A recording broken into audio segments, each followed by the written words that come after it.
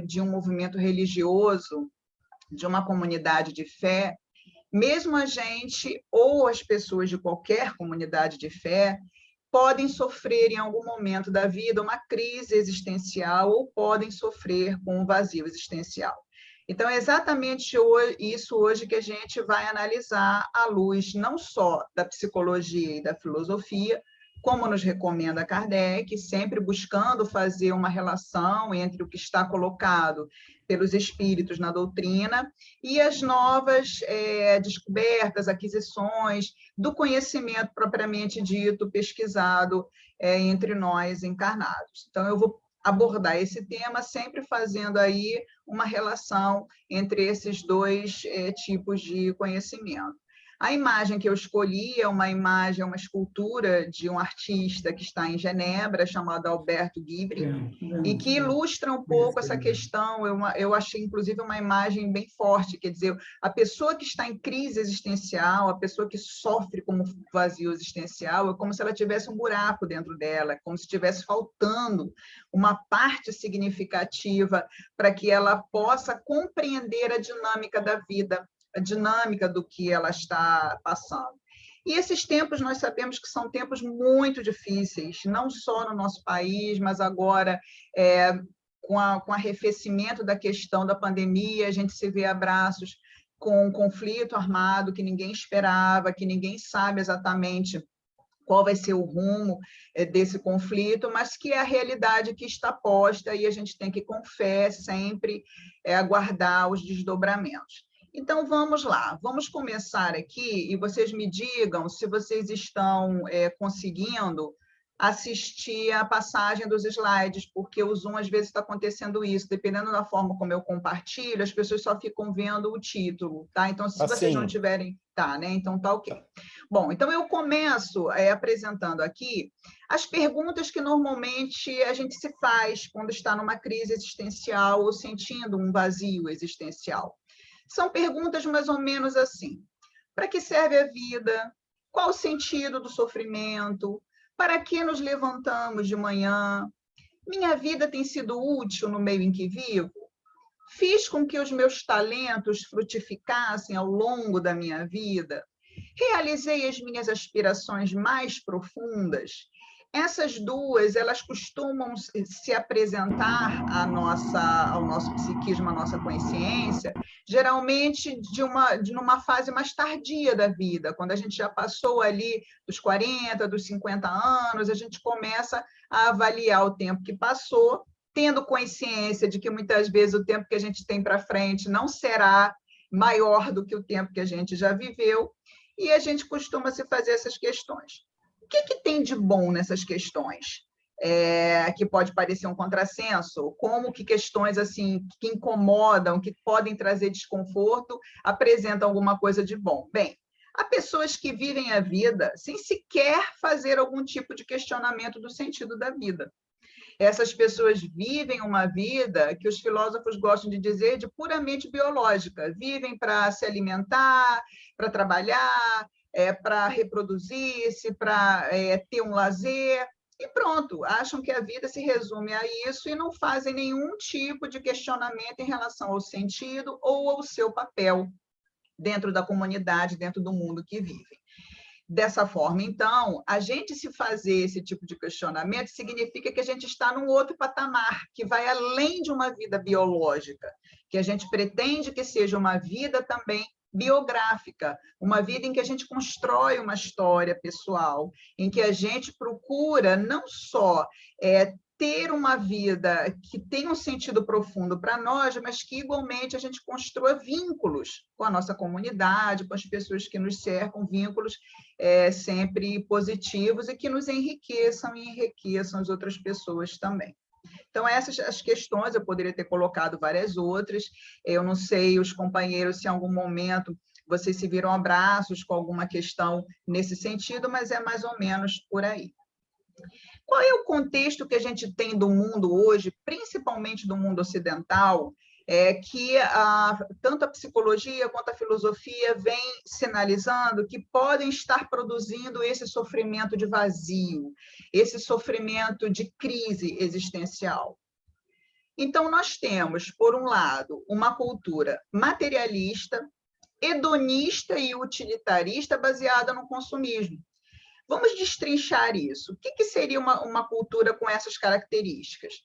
O bem-estar e a felicidade está nos bens materiais. Quanto mais bens eu tiver, eu me sentiria melhor com isso.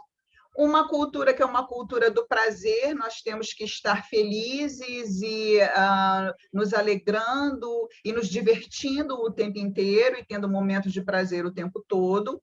É o que em alguns momentos tem se chamado de positividade tóxica. É proibido ficar triste, é proibido ter problemas, é proibido manifestar qualquer tipo de insatisfação ou questionar o que se vive em termos desses valores. Utilitarista, porque transforma, é uma cultura que procura transformar tudo em objeto, a ser consumido, a ser adquirido, fazendo com que as relações propriamente humanas elas fiquem sempre em segundo plano. E uma cultura baseada no consumismo. A gente vive para comprar, a gente vive para consumir. Então, reparem que se isso garantisse sentido de vida, se isso garantisse, além de sentido, bem-estar subjetivo e o que a gente chama popularmente de felicidade, todas as pessoas ricas, bonitas, jovens, que têm essa capacidade larga de consumo, seriam felizes. E não é o que a gente vê, muito pelo contrário, volta e meia nós somos assombrados por notícias de suicídio envolvendo pessoas que são famosas, no auge da juventude, que têm todos os bens materiais, e isso nos leva a pensar, poxa, mas não é suficiente para a pessoa se sentir bem? Não é suficiente.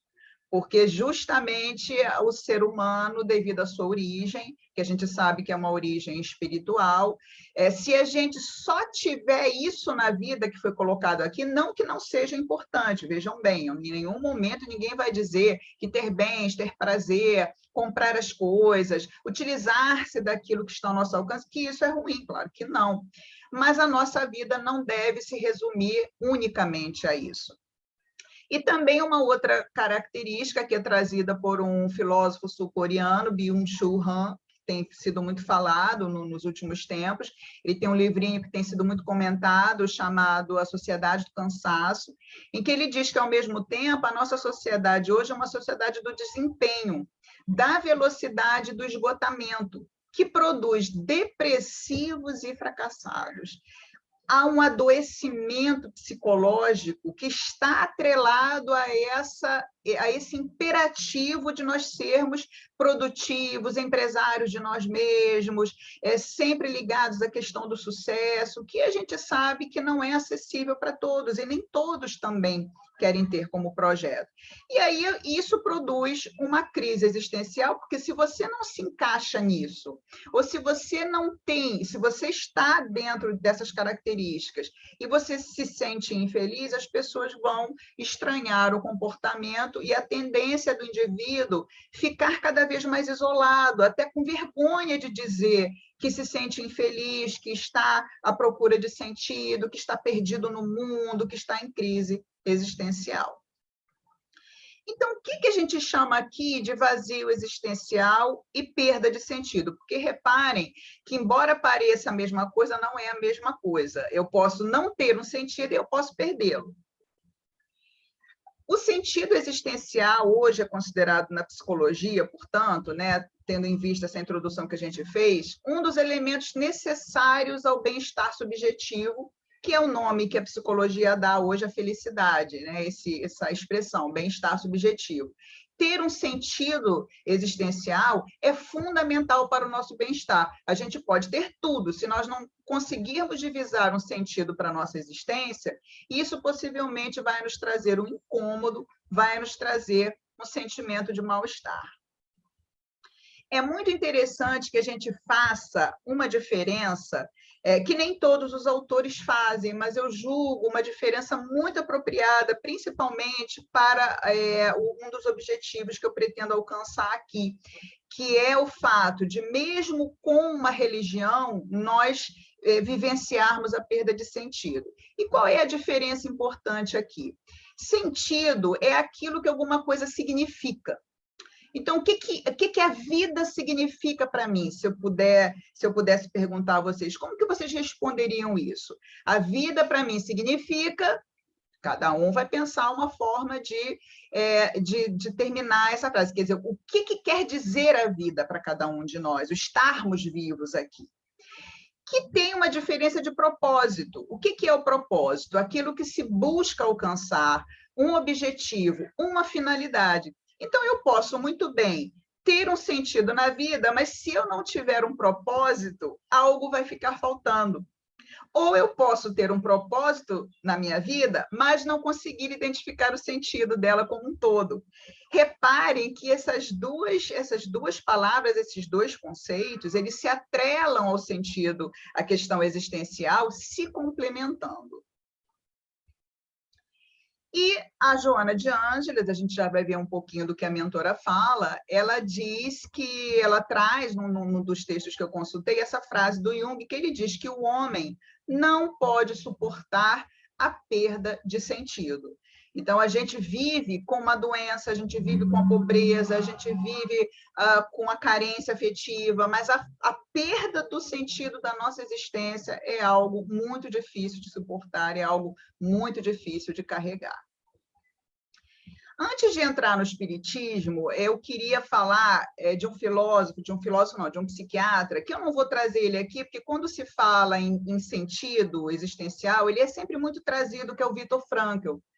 O Viktor Frankl, ele tem uma obra chamada Em Busca do Sentido, que Divaldo Pereira Franco já fez palestra em cima dessa obra, já comentou várias vezes em estudos que ele fez, que é um psiquiatra judeu que passou por vários campos de concentração, conseguiu sobreviver, e quando ele retornou no pós-guerra, ele criou uma abordagem dentro da psicologia chamada de logoterapia, que é a terapia do sentido. E ele fala muito sobre isso, sobre a questão da felicidade, do bem-estar ligado à ausência ou à presença do sentido. E o Frankl, ele tem nesse livrinho Em Busca do Sentido, ele tem um episódio que ele conta, porque quando a gente fala em perda do sentido existencial, é algo que a pessoa tinha e deixou de ter. E uma das coisas que pode nos levar a uma perda desse sentido é, por exemplo, quando a gente passa por um sofrimento muito intenso, no que a gente chama, dentro do espiritismo, de uma expiação. Então, normalmente, quando a expiação acontece na vida da gente, ela nos faz questionar muita coisa, ela muitas vezes nos tira do nosso prumo. E ele conta uma história, se referindo a essa questão do sofrimento, bem interessante, que eu vou trazer aqui, que tem a ver até com o sentido existencial que é trabalhado dentro da doutrina espírita. Ele diz que ele foi procurado no consultório por um médico aposentado, já com seus 80 anos, que havia ficado viúvo. E, ao ficar viúvo, ele entrou numa depressão muito profunda e perdeu o sentido existencial, porque o sentido para ele estava naquela relação, naquele casamento de 50, 60 e tantos anos que já tinha. E ele sozinho não conseguia mais, sem a companheira, conferir um sentido para a própria vida e para aquele sofrimento que ele estava passando. O Viktor Frankl, então, vira para ele e diz assim: o que você acha que teria acontecido se fosse o contrário? Se você morresse antes da sua esposa e se ela tivesse viva hoje no seu lugar, como ela ficaria? Ele, então, virou para o Viktor e disse que ela não aguentaria, que ele acha que ela não aguentaria o sofrimento, que se para ele estava pesado, para ela ele acha que ainda seria pior ainda, que ele duvidava que ela conseguisse lidar com aquela dor. E aí ele tranquilamente vira e diz: então, você está vendo? Você está sofrendo hoje para que a sua esposa não sofra. Você é o sobrevivente. Então, esse seu sofrimento, de alguma forma, existe porque você a poupou de passar pelo que você está passando. Aquela frase dita para aquele senhor viúvo, octogenário, foi o que bastou para que ele conferisse um sentido, um para quê aquele sofrimento produto da perda intensa que ele estava vivenciando. Bastou para ele simplesmente assentiu com a cabeça, agradeceu e se retirou do consultório e nunca mais retornou. Então, veja que muitas vezes basta a pessoa conseguir que alguém a ajude a refletir sobre um para-quê daquilo que ela está sofrendo, que ela consegue encaixar dentro da realidade dela. Lembrando aqui, claro, que o que serviu para ele não quer dizer que sirva para qualquer pessoa.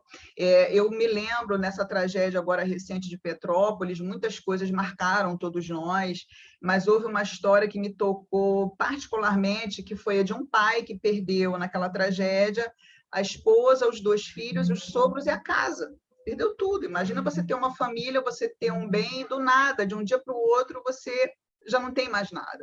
É um exemplo, quer dizer, um sofrimento desses, a pessoa vai precisar de algum apoio, de alguma assistência, para que ela possa conferir um sentido àquilo que ela está vivenciando, ao sofrimento que chegou, de repente, na vida dela. Eu não sei aqui quantos nós somos, aliás, daqui eu consigo ver, somos 40 pessoas comigo hoje aqui, fora os que vão nos assistir depois. Eu não sei o que vocês viveram nos últimos anos ou o que vocês estão passando hoje, mas provavelmente algum dentre nós ou alguma dentre nós possa estar vivenciando uma expiação ou um sofrimento intenso desses e está nessa situação. Então, vamos ver aqui agora, como que o Espiritismo nos ajuda tanto nessa busca de sentido quanto na perda do sentido existencial. Vocês devem estar reconhecendo essa imagem, as pessoas que já têm aí um tempo de movimento espírita de estudo, que é o túmulo de Allan Kardec. Lá no cemitério de Père-Lachaise, na França, em Paris. E nesse túmulo de Kardec está escrita uma frase ali em cima, que é uma frase também muito conhecida, que diz assim: nascer, morrer, renascer ainda e progredir sempre, tal é a lei. Então, qual é o sentido da vida dentro de uma ótica espírita, dentro da nossa tradição de fé, que é o espiritismo? Para que nós vivemos? Está tudo resumido nessa frase. Para nós progredirmos, a vida é progresso, e para isso nós nascemos, morremos e renascemos. A lei é essa. Então, tudo o que nós passamos, absolutamente tudo, seja aquilo que a gente conceitua como bom na nossa visão, muitas vezes ainda limitada das coisas, seja aquilo que a gente conceitua como ruim e que aos pouquinhos a gente vai conseguindo relativizar, tudo isso colabora para o nosso progresso, tudo isso colabora para a nossa aprendizagem, tudo é pedagógico. Qual seria a função ou o para-quê do sofrimento? Aprendizagem, resgate diante da lei dos sofrimentos, que são sofrimentos mais intensos, que a gente sabe que a gente tem dificuldades que podem ser provações e dificuldades que podem ser expiações. Certamente, esse caso do rapaz de Petrópolis que eu citei aqui é um contexto expiatório. E por que aconteceu aquilo, aquele núcleo, aquela família inteira? Progresso. Havia ali uma necessidade que, no momento, a gente não consegue ir no passado para descobrir exatamente a causa em detalhes, mas existe uma causa, senão Deus não seria amor, nem seria justiça. Existe uma causa e existe um para quê daquele sofrimento. Aquilo não é em vão, aquilo não é aleatório. Então, para nós espíritas, estarmos aqui no mundo é evolutivo, a gente está aqui para evoluir, vivenciarmos as nossas dificuldades para o nosso progresso, e é sempre esse sentido que nós temos que procurar, com essa visão que nós devemos procurar o sentido da nossa vida. Somos espíritos imortais, esse tempo de vida que nos cabe viver aqui é apenas um tempo de vida, um dia, em vários outros dias que nos cumpre viver espiritualmente em termos da nossa imortalidade. Há um texto dos Espíritos em que eles dizem que cada existência nossa é como se fosse um dia na vida de uma pessoa encarnada. Assim como a gente tem vários dias na nossa vida de encarnados, a gente tem várias existências na nossa vida de espíritos. Então, esse aí é o sentido existencial dentro do Espiritismo. A questão existencial na obra de Joana de Ângeles, gente, Vocês não têm noção a quantidade de mensagens que Joana de Ângeles tem nos diversos livros da coleção psicológica e também fora da coleção psicológica sobre esse tema. Eu fiquei, assim, agradavelmente surpresa.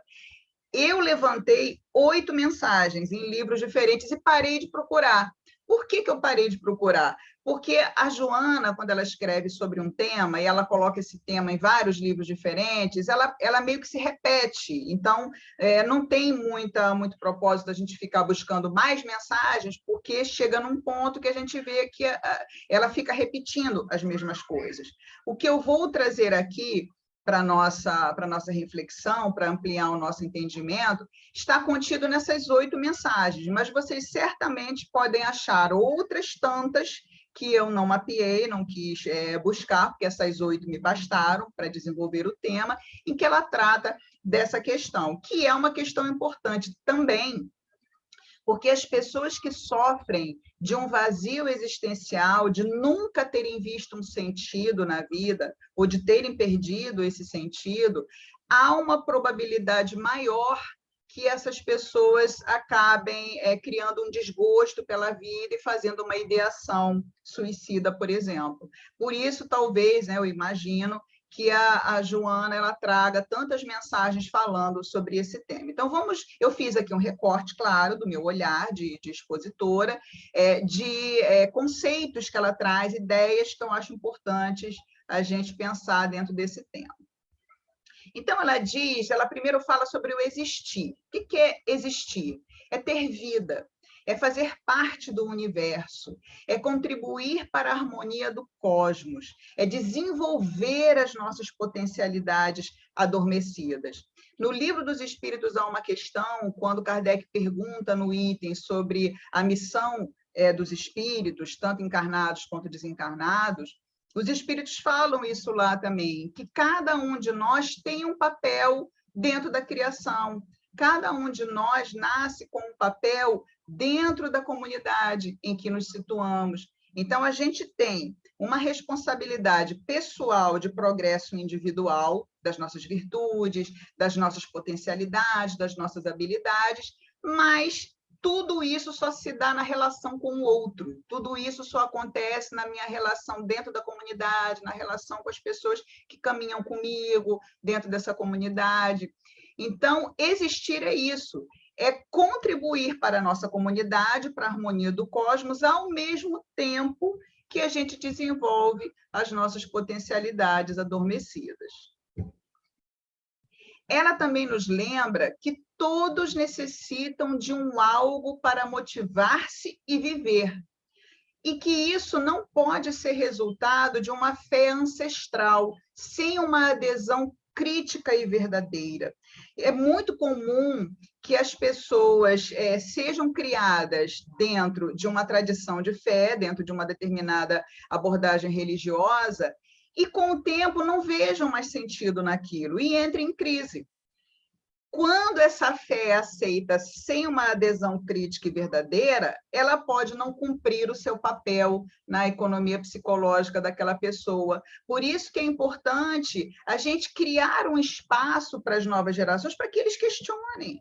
Porque é partindo desse questionamento, partindo dessa adesão crítica, que eles, de fato, vão consolidar ou não aqueles conceitos que foram transmitidos para eles na infância e, posteriormente, na juventude. Por isso que não basta a gente ter uma adesão religiosa para que o problema do sentido esteja pronto, esteja resolvido. Isso não é o suficiente, porque se essa adesão for uma adesão cega, isso não vai ter resultado, esses conceitos, esses valores, essa visão, nada disso vai ter um impacto significativo na nossa vida. Então, a gente tem que ter alguma coisa para se motivar e viver, mas que de fato nos motive.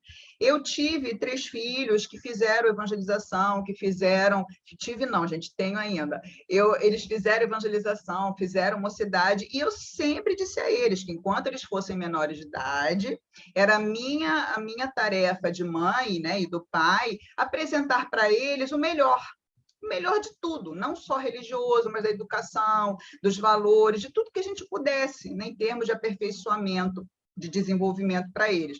Mas que na vida adulta, se eles achassem que o espiritismo não é para eles e procurassem qualquer outra coisa, teriam total compreensão e bênção e apoio, desde que isso os motivasse a seguir em frente, a viver, a dar sentido. É muito importante também, portanto, né, que nós, pais e mães, e dentro da nossa família, com os nossos amigos, a gente tenha essa compreensão, porque nem tudo aquilo que serve para nós vai servir para os nossos filhos. E o sentido, ele não é hereditário e nem transmissível. Não dá para a gente transmitir o sentido da vida, cada um tem que procurar por si mesmo esse sentido, e nem é hereditário. Então, ela diz também que encontrar um sentido existencial exige um esforço contínuo. Por que exige um esforço contínuo? Porque aquilo que consistia para mim o sentido existencial numa fase da vida pode deixar de ser numa outra. Vejam, por exemplo, de uma pessoa adulta. A gente tem os filhos durante, no mínimo, 20 anos da vida da gente, todos os nossos esforços estão concentrados a criar e educar esses filhos. Há mulheres que optam por não trabalhar para poder se dedicarem totalmente. Quando essa tarefa é concluída, principalmente as mulheres que optaram por se dedicar integralmente, pode ser que elas se vejam numa crise de sentido, por não verem mais um propósito, quer dizer, aquele propósito de ser mãe, de educar, de acompanhar o desenvolvimento, não tem mais sentido porque os filhos são adultos agora. Então, o que ela precisa? Ela precisa de um esforço para procurar um outro propósito para a sua vida. É nesse sentido que Joana diz que tem que ser um esforço contínuo. E isso com qualquer atividade que nós nos envolvermos. Há uma mensagem também de Joana, quando ela fala sobre a questão dos tarefeiros do bem, que ela diz que o tarefeiro pode ter tédio na tarefa do bem, depois de fazê-la durante muitos anos. E o que ela aconselha? Que a gente renove. É algo que, inclusive, a gente vai ver não só aplicada a essa questão do trabalho no bem, mas a outras também ela vai falar. Então, ela diz que toda a vida tem um sentido especial, um objetivo de evolução. Parem para pensar rapidamente, fazendo uma retrospectiva da vida de vocês. Qual teria sido esse sentido? Vocês conseguem ver? Vocês conseguiriam dizer qual é esse sentido? Porque a gente tem, mas pode acontecer da gente não ter se dado conta até hoje, de uma forma clara, o que seria esse sentido. Então, é um exercício também aqui bem interessante para a gente conseguir se situar melhor na questão do sentido para nós, da existência da vida. Ela prossegue, então, dando aqui 4 dicas, que eu achei dicas assim, bem importantes. Então, ela fala assim, diante da crise existencial, realizar novos investimentos de inteligência e de emoção. Então, foi isso que eu falei dessa outra mensagem que ela fala do trabalho no bem. As pessoas cansam. Eu, por exemplo, fui evangelizadora durante muitos anos.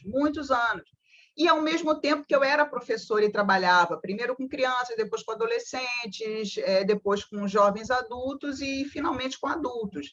Porque eu fiz um percurso também na área pedagógica. Então, eu cansei de trabalhar como evangelizadora. Aquele trabalho deixou de trazer para mim a alegria que eu tinha no início, deixou de fazer sentido para mim. O que eu fiz, então? Como a gente fazia parte de uma equipe, que era uma equipe descentralizada, o trabalho continuou, porque sempre continua, trabalho nenhum depende de ninguém, né? A gente sabe que de insubstituíveis o cemitério está cheio, o trabalho continuou e eu fui procurar uma outra área de atuação. Também trabalhei longo tempo na reunião mediúnica, dentro da mediunidade. Por uma série de questões, me afastei desse trabalho. Hoje em dia, eu concentro os meus esforços mais na exposição doutrinária. Então, diante de uma crise existencial, assim como eu citei aqui só a questão da doutrina, fora outros aspectos da vida que a gente pode realizar, como ela fala, novos investimentos de inteligência e emoção. Vocês hoje, não sei se vocês já ouviram falar, dentro desses estudos de envelhecimento, que a meninada que está nascendo de uns 10 anos para cá, há um prognóstico que elas vivam 120 anos, se cuidarem bem, claro, porque se não se cuidar, ninguém vive, nem de geração nova, nem de antiga, ninguém vive muito. E aí, vejam, vamos imaginar uma vida de 100, 120 anos com as pessoas, com qualidade de vida. Dá para a pessoa se reinventar várias vezes. Dá para eu me aposentar numa determinada área de trabalho, fazer um curso, uma graduação e recomeçar numa outra área completamente diferente. Então, não há limite. Os limites, muitas vezes, a gente que se coloca. A gente que fica inventando e colocando desculpas e dificuldades, porque a gente se acomoda naquilo que as pessoas chamam de lugar de conforto, que na verdade não é de conforto, porque às vezes a pessoa está desconfortável ali naquele lugar, mas é mais um lugar de segurança e não um lugar confortável. A pessoa se acomoda ali e, como é um lugar seguro, por receio, por uma série de receios, a pessoa deixa de fazer novos investimentos de inteligência e emoção. Nós somos um grupo aqui agora, presente, assistindo nesse momento presencialmente, de pessoas, eu imagino, mais velhas. E aí, quantos de nós procurou fazer isso? Se aposentou, mas buscou continuar fazendo esses novos investimentos, tanto da parte cognitiva quanto da parte emocional. A maioria de nós já criou os filhos, criamos os nossos filhos, muito bem, missão cumprida. E agora? O que nós vamos fazer do nosso tempo? Então, a própria Joana, ela nos chama a atenção para essa necessidade de quando nós entramos em crise, assumimos. Ai, não, esse trabalho aqui eu não aguento mais, eu não consigo levantar e pensar, ai, meu Deus, eu vou para esse trabalho ainda. Procure outra coisa. O importante é encontrar o seu lugar no mundo de colaboração e continuar atuando dentro do trabalho de regeneração da humanidade.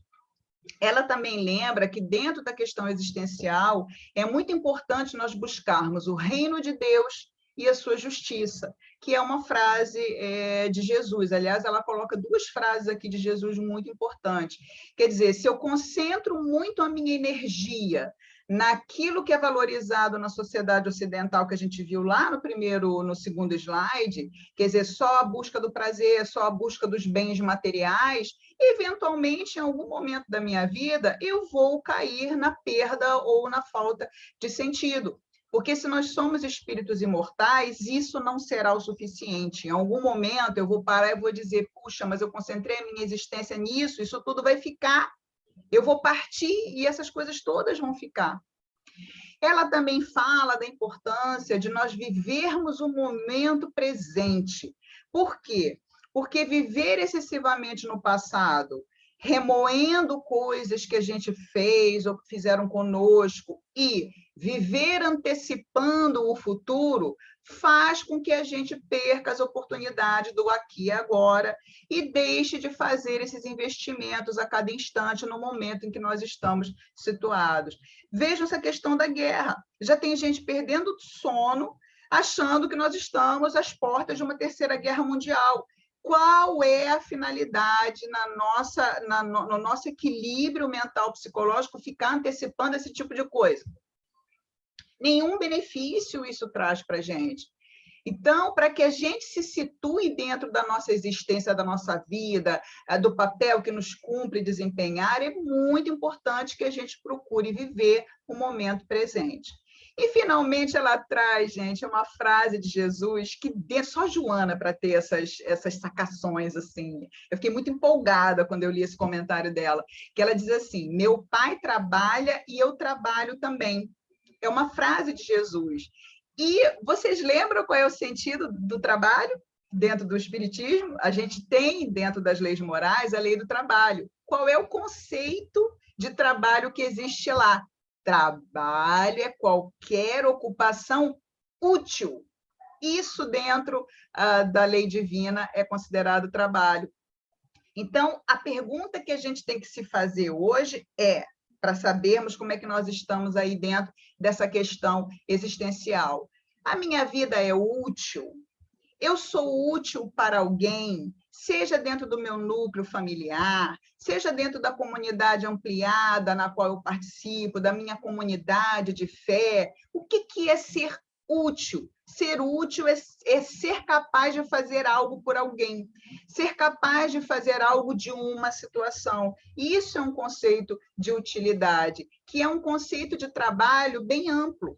porque o trabalho ele não é só o trabalho profissional dentro dessa ótica, ele não é só as nossas ocupações que a gente tem, que a gente fez uma certificação, ou que a gente ganhou dinheiro e se aposentou a vida inteira. Não, trabalho é qualquer ocupação útil. E a pessoa que procura ocupar o seu tempo sendo útil a si mesma e sendo útil ao seu semelhante, ela vai ter automaticamente a questão do sentido, pelo menos atendida naquilo que é o essencial, que é descobrir qual é o lugar dela no mundo e o que é que ela está fazendo aqui, né? O que é que a gente está fazendo aqui dentro desse contexto. Então, reparem que nessas 8 mensagens eu fiz assim um recorte, mas a Joana ela consegue nos trazer uma série de elementos que são muito importantes para que a gente não se perca, porque acontece isso também. A gente sabe pelo relato das obras espíritas, dos romances mediúnicos, que a gente muitas vezes faz todo um preparo no plano espiritual, mas chega aqui no que o André Luiz chama de País da Neblina, no livro Nosso Lar, a essa expressão que não é de André Luiz, é de uma dos trabalhadores de lá. A gente chega aqui no País da Neblina, da névoa, em que fica tudo meio encoberto, e muitas vezes a gente acaba se perdendo aqui durante a nossa existência e acreditando que aquilo que é ilusório e transitório é que é o verdadeiro e o real, e aí a gente se complica. Eu vou trazer aqui agora, que eu já estou me encaminhando para o finalzinho, eu vou trazer aqui uma história para nós, que é uma história que ilustra muito bem isso, e que é uma história que vocês podem, inclusive, conhecer algum caso, ou na família de vocês, ou dentro da própria casa espírita, alguém já tenha surgido, aparecido com alguma situação semelhante, que é essa que eu vou apresentar para vocês, mas que se aplica a tantas outras. É uma história que ela é narrada por Raquel Naomi Hemen, intitulada O Recipiente. A Raquel ela é uma médica oncologista que, após 20 anos de trabalho na oncologia, ela acabou se tornando terapeuta, ela fez um aperfeiçoamento, se tornou terapeuta, e continuou como terapeuta, dando assistência psicológica a pessoas com câncer, inclusive pessoas com câncer terminal. E ela tem um livro de histórias muito bonito, que depois, se alguém se interessar, eu passo o título para vocês, que eu destaquei uma história que fala um pouco sobre essa perda de sentido e a reconquista do sentido existencial diante do sofrimento. E a história é o seguinte, que uma das pessoas mais raivosas que a Raquel teve oportunidade de conversar e de tratar foi um jovem atleta que havia sido atleta no primário e no secundário, iniciozinho, quando ele estava no iniciozinho da faculdade, descobriram um câncer de perna, ele precisou amputar a perna dele um pouquinho abaixo do joelho. Ele, então, ficou muito enraivecido, porque era um jovem atleta, sempre envolvido com coisas muito emocionantes, sempre com muitas mulheres bonitas, líderes de torcida, e aquilo para ele foi avassalador. Ele não quis voltar a estudar, ele começou a beber, ele começou a se envolver com drogas, e após o segundo acidente de automóvel, um ex-treinador encaminhou para Raquel. Na segunda consulta, Raquel pediu para ele fazer o desenho do corpo dele. Ele, então, fez o desenho do contorno de um jarro e no meio uma fenda. E ele riscou aquela fenda com lápis preto, com tanta força que ele rasgou o papel enquanto as lágrimas desciam pelo rosto dele e saiu do consultório. Ela, então, olhou aquele desenho, aquele vaso quebrado e refletiu, bom, é assim que ele se sente, como um vaso quebrado que perdeu a sua função. Essa fenda faz com que o vaso não retenha água, então ele não tem mais sentido, é assim como aquele jovem se sentia. Ela pegou, guardou o desenho, porque achou que aquele desenho seria importante ser guardado, e continuou o processo psicoterápico com ele. E ele, aos pouquinhos, começou a trazer para ela notícias e reportagens de jovens que tinham se acidentado ou passado por alguma intervenção que modificou seriamente o corpo deles, e ele muito incomodado, dizendo assim, esses médicos, ninguém sabe como ajudar essas pessoas, ninguém sabe como dar apoio, ninguém sabe como falar com elas.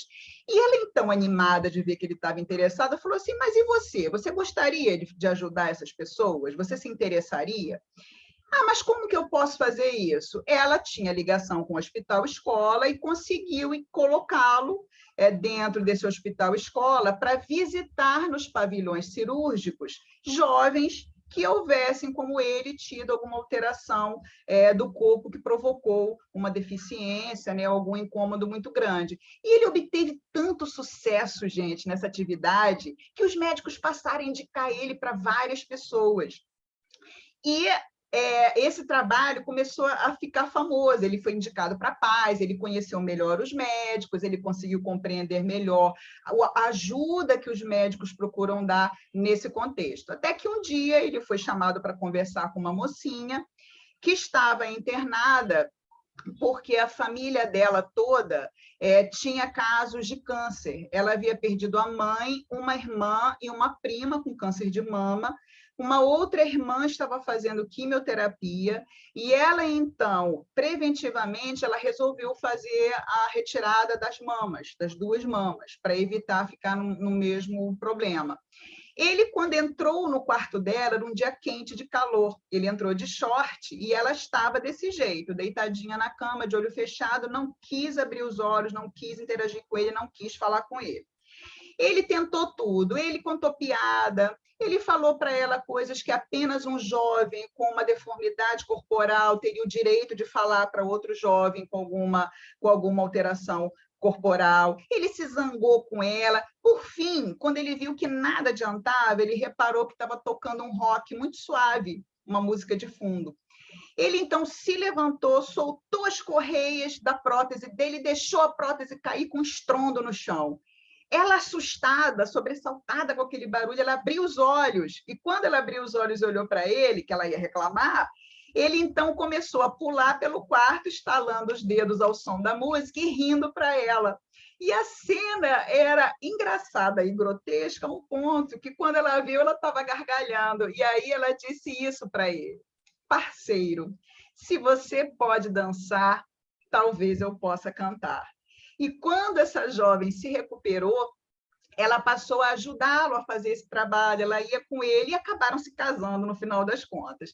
Mas a Raquel conta que antes dele se casar, bem antes, na última consulta que ele teve com ela resgatou aquele desenho do vaso rachado e mostrou para ele, falou assim: olha aqui o desenho que você fez. Aí ele virou para ela e falou assim: Raquel, ainda não está terminado, me empresta o seu lápis de cor? Ela então deu a bolsinha de lápis de cor, ele pegou o lápis de cor amarelo e de dentro daquela rachadura ele começou a fazer vários raios luminosos saindo dali de dentro. E quando ele fez vários raios luminosos, ele botou o dedo no centro da fenda e disse assim: é por aqui que a luz sai. Sorriu para ela e se retirou do consultório. Então, a minha mensagem, companheiros, final para todos nós aqui, seja o que for que a gente estiver vivenciando, busque o sentido, busque essa luz que está por trás dessa fenda, porque Jesus, o nosso amigo querido, incondicional, ele nos disse: brilhe a vossa luz diante dos homens, e que ele possa nos abençoar enormemente.